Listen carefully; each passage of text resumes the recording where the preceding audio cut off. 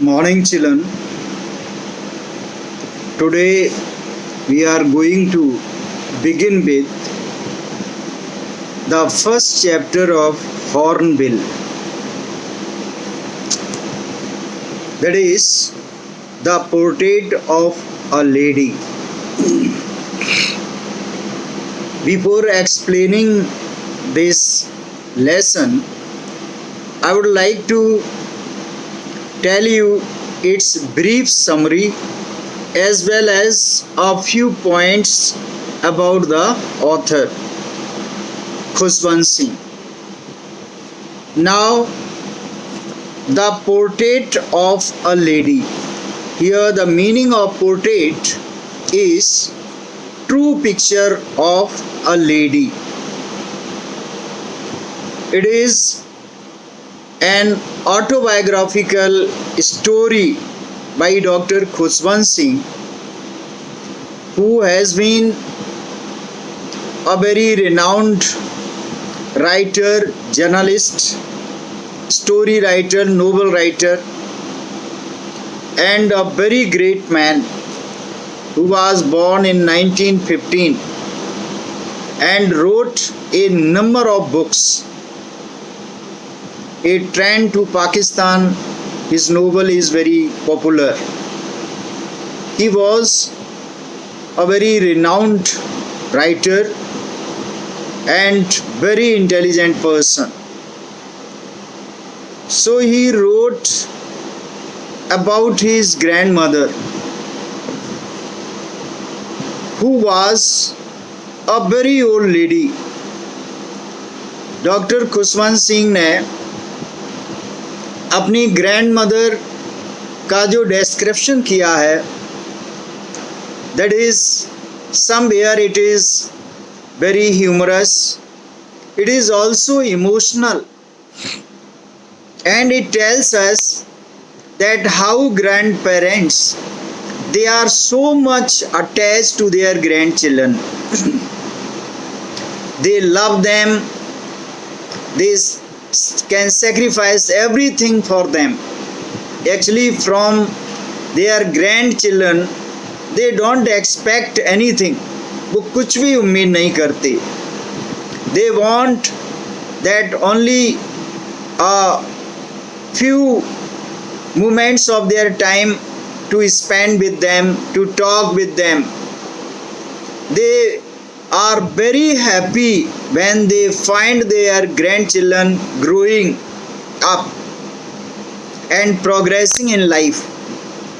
तो इसमें, इस स्टोरी में डॉक्टर खुशवंत सिंह ने बताया कि जब वो when he was a very small child, तो किस तरह से उनके फादर उन्हें गांव में छोड़ करके ग्रैंड मदर के पास सिटी में रहने गए, because he must be in some job.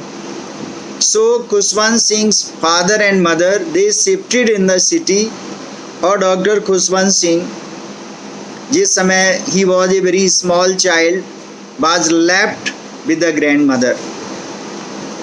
तो किस तरह से ग्रैंड मदर उनकी देखभाल करती थी और किस तरह से एक टेम्पल में स्कूल चलता था वहाँ ले जाती थी तैयार करके उनको, और वहाँ जब वो पढ़ाई करते थे, a priest used to teach him, और उस समय वो वहाँ बैठकर होली बुक्स पढ़ा करती थी. और जिस समय वो स्कूल ख़त्म होता था तो रास्ते में किस तरह से वो स्टेल चपाती, बासी चपाती शाम की बनी हुई, किस तरह से डॉग्स को खिलाती थी.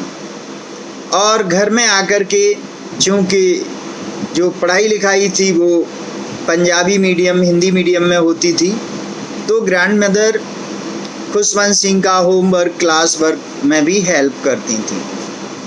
लेकिन कुछ समय के बाद फिर खुशवंत सिंह और ग्रैंड मदर को उनके फादर ने सिटी में बुला लिया. तो सिटी में जाने से प्रॉब्लम ये हुई कि न तो वो स्कूल जा सकती थी क्योंकि स्कूल दूर था, and he used to go by motor bus, और न उनको पढ़ा सकती थी because he was admitted in an English medium school, और ग्रैंड मदर इतनी ज़्यादा पढ़ी लिखी नहीं थी। तो वो पूरा अपना समय जो है स्पैरोज, पक्षी जो है उनको फीड करती थी, क्रम्स ऑफ ब्रेड उनको डालती थी, प्रेयर करती थी 24 घंटे हर समय। जब वो सोने के अलावा वो हर समय उनके हाथ में जो माला है मनके की वो रहती थी, और इस तरह से वो हमेशा भगवान का नाम लेती थी। हर lips were always moving in the prayer. तो किस तरह से उनका वहाँ टाइम कटता था। अब वो हेल्प भी नहीं कर सकती थी अपने ग्रैंडसन की, क्योंकि वो इंग्लिश वगैरह नहीं जानती थी। इसके बाद में फिर वो जैसे ही वो बड़ा होता है और जब यूनिवर्सिटी जाने लगते हैं, तो फिर ग्रैंड मदर जो एक ही कमरे में शेयर करती थी, फिर उनका रूम सेपरेट हो जाता है, क्योंकि अब खुशवंत सिंह को काफ़ी पढ़ाई लिखाई में कंसंट्रेशन की ज़रूरत होती है। लेकिन ग्रैंड मदर ने कभी भी बुरा नहीं माना, उन्होंने समझौता किया सिचुएशन से, क्योंकि वो जानती थी कि अब खुशवंत सिंह को ज़्यादा पढ़ाई लिखाई में कंसंट्रेशन की ज़रूरत है और उन्हें एक सेपरेट रूम ही ठीक रहेगा। फिर इसके बाद में यूनिवर्सिटी पढ़ाई होने के बाद जब वो अब्रॉड जाते हैं, तो ग्रैंड मदर रेलवे स्टेशन छोड़ने जाती हैं, और किस तरह से वो जो है इमोशनल नहीं होती, और जब वो वापस लौटती हैं तो खुशवंत सिंह सोचते हैं कि शायद ही दोबारा उनसे मिलन हो पाएगा, क्योंकि he would be coming back after 5 years, 5 साल के बाद वो वापस आएंगे। लेकिन ग्रैंड मदर जिंदा रहती हैं और उनको रेलवे स्टेशन रिसीव करने भी 5 साल के बाद जाती हैं, और वो इस तरह से उनका सेलिब्रेट करती हैं आना, जैसे कोई वीर योद्धा बैटलफील्ड में जीत कर आया हो।